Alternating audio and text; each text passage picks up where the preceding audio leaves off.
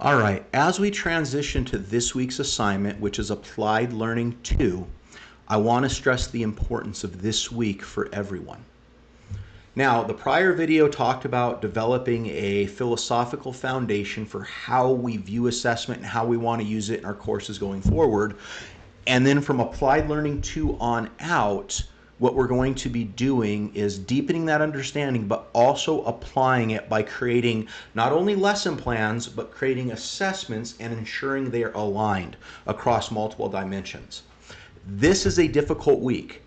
You need to read carefully Chapter 2, which is going to talk about Bloom's taxonomy and what cognitive alignment means. You're also going to have to very carefully read Chapter 3, which is going to talk about alignment, standards alignment, and what that means. And in Chapter 3, you're going to see this rubric, the 3-TAC3 rubric, which is going to talk about how to do that. Okay? So in this video, I'm going to talk about this specific assignment, right? There is a lot to this assignment. There are 3 submissions that you must make, right? And so it is very important, if you need to watch this video again to slow down to look at it, you can. Or if you have questions, email me early in the week so that I can create a Zoom and we can hop on together and get some stuff done. Or if you're on the Lamoni campus, you can come to my office hours and we can work on it, or whatever the case may be. With that said, I'm going to go forward. So we're in week 4. Pretty soon you're going to see the 2 videos that I make get posted after I do this video. I'm going to go to assignments. We're in Applied Learning 2. As always, you're going to click on the Applied Learning 2 assignment. And I'm going to read it. Applied Learning 2. Background. Assessment is only as effective as its alignment with learning targets, instructional strategies, and state standards. And in the past video, I talked about also with our developmental needs. This could be our social needs, emotional needs, neurological needs, etc. Right? So Chapter 2 and Chapter 3 of Classroom Assessment are going to focus on creating high-quality assessments that are valid, reliable, fair, and practical. Right? And so I'll let you read through some of this. I'm going to talk about our essential learning target. Students will design a fully aligned lesson plan and assessment that demonstrates best practices, right? Cognitive domain. You're going to define the components of high-quality summative assessment. You're going to analyze how assessment aligns with lesson objectives and strategies and learning targets. And you're going to design a summative assessment that ensures validity, reliability, fairness, and practicality. And we're going to understand what all this means in a second, right? So the first part of your assignment is you're going to read, you should have already read Chapter 1, but you're going to read Chapter 2 and 3 of the textbook. While you're reading, you need to reflect on these guiding questions, right? Does assessment align with state standards, instructional strategies, and learning target? Does assessment allow students to apply knowledge in real-world contexts? Does feedback support student growth and intrinsic motivation, right? And so there are 3 documents that you're going to make. The first one is you're going to submit a lesson plan in the Graceland lesson plan template. Now, I myself am not a big fan of trying to take the exact Graceland lesson plan template and putting everything in those little boxes.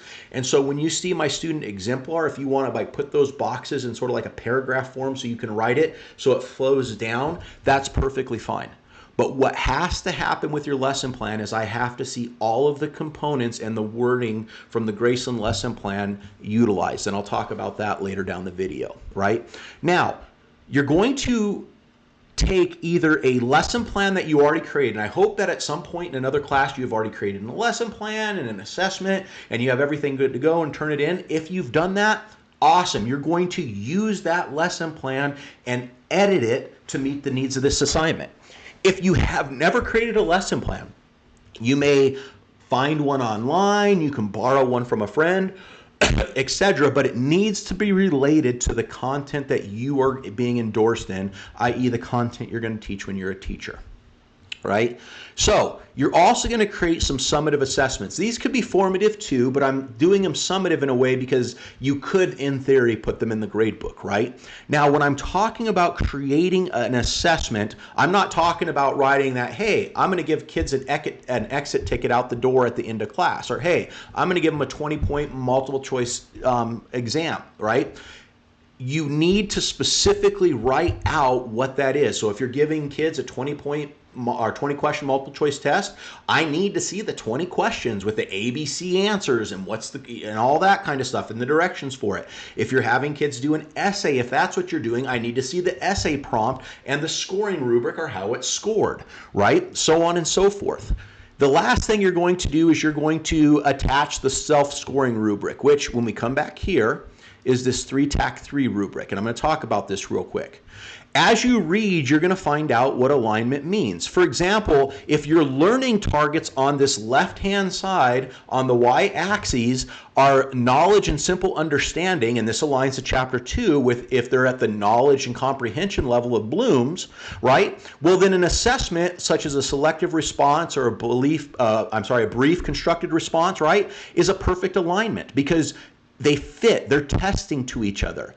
However, if I'm looking for simple understanding and I'm having someone do like a performance, it doesn't demonstrate that. It's not aligned, and I'll let you read about this a little bit more, right? Another good example is this. Let's say that your learning targets is you want kids to deeply analyze and to make deep connections and to do all this higher order thinking, and you give them a multiple choice test to assess their ability to do that. This is an alignment of 2. Because that test isn't going to show deep reasoning, right? And so make sure when you're reading this chapter that you understand this. Now, these numbers are not necessarily perfect, and for some of them, I could debate on. For example, when we look at the oral questioning, this could be as low as a 1 or as high as a 5, depending on the oral question asked. For example, if I'm asking orally students lower order questions, that's a high alignment. Or if I'm asking if it's reasoning and deep understanding, high-level questions, that's a high alignment.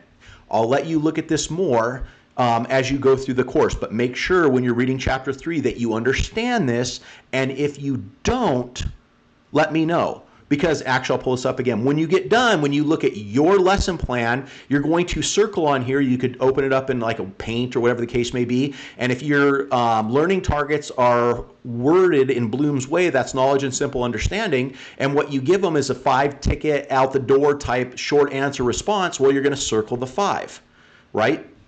So on and so forth. Now let's go back to the assignment. Again, 3 parts. 1, I wanted a submitted lesson plan, which I'm going to talk about in a second, right? 2, come back up here, I want your actual assessment, and 3, I want this scoring rubric filled out where you're going to circle, the area that you scored on. I always have a rubric, and I'm going to talk about the student exemplar, okay? Now, let's just say, and this is what I mean, this is your lesson plan. So notice I have lesson plan, candidate name, grade level, time allotted. This is all following materials, tech needed, so on and so forth, right? You're going to fill this out. So imagine that this was already filled out and this is this student's lesson plan. What you're going to do is you're going to go back to your measurable objectives. On day 1, this one says to identify and explain the stages of the water cycle. So you're going to add in red, that this is a knowledge and simple understanding level. Asking students to identify and explain is testing on knowledge and simple understanding. Day 2, they have create a simple model, right? And this is skills, right? And they're going to put this in. And day 3, they have them analyzing the effects of the water cycle on the ecosystem, which is a reasoning and deep understanding question. You'll know more about this later. So you need to have at least 3 measurable objectives, and you need to go through and label what cognitive level each of them are on, right? During your lesson format, you could talk about it as well, meaning on day 1, and this will be in your assessment piece, right? When you have an assessment, you're going to label what your assessment is, and I'm going to, you'll do that in your lesson plan. I'm going to go down and show you the examples. So these are the actual assessments that are used, right? That's this one right here, which is the quick exit ticket. Notice this is a selected brief constructed response. The other one is an essay, right? Notice that they write essay there, and the other one is a performance. I gave you 3 different examples on the model so you could see what each look like. However, you only need to have 1 assessment, but all 3 learning targets need to align to it. If you have 3 learning targets that require 3 separate assessments to make alignment, then you'll go ahead and do that, and then your lesson plan will probably turn out from a 1-day lesson plan to like a 3-day lesson plan. So let's look at the exemplar. Here on the assessment for day 1, they have knowledge and simple understanding, and it's a selective and brief constructive response, which basically is an exit ticket out the door. And here, like the instructions, answer the questions, and then what are the 3 stages of the water cycle, what is the process called, etc. Notice these are the exact questions that a teacher would give to a student out the door, right, as well as scoring criteria. For day 2, this is a skills and application. The assessment type is performance-based. Instructions: using the materials, create a small scale water cycle model to demonstrate, and it talks about what that is, and students would actually have to follow that and create that, and that would be scored. The last one I have here is an essay. Notice here you have the instructions, at least 3 to 5 sentences. Here's your prompt, imagine, etc., and write about it, and here's the scoring guideline, right? So what you're going to do is you're going to have your assessment, you're going to label what it is, and again, once you get done with it, what you're going to go is you're going to go back here and you're going to check, and you're going to find out where it aligns to. If your assessment, like if you're asking students for deep reasoning in your learning targets and you're assessing them with a ticket out the door, that is a misalignment. That is a 2. So you're going to want to change to an essay, which is a 5, or maybe a performance, which is a 4 type assessment to assess that skill. Notice that skills, like the ability to build stuff and do stuff or like collaborate, a selective response isn't going to be good. You can't tell someone's skills or ability to collaborate with a team by them writing a multiple choice test answer, because that's not what they do. However, a performance where you're actually scoring how they work together is highly aligned.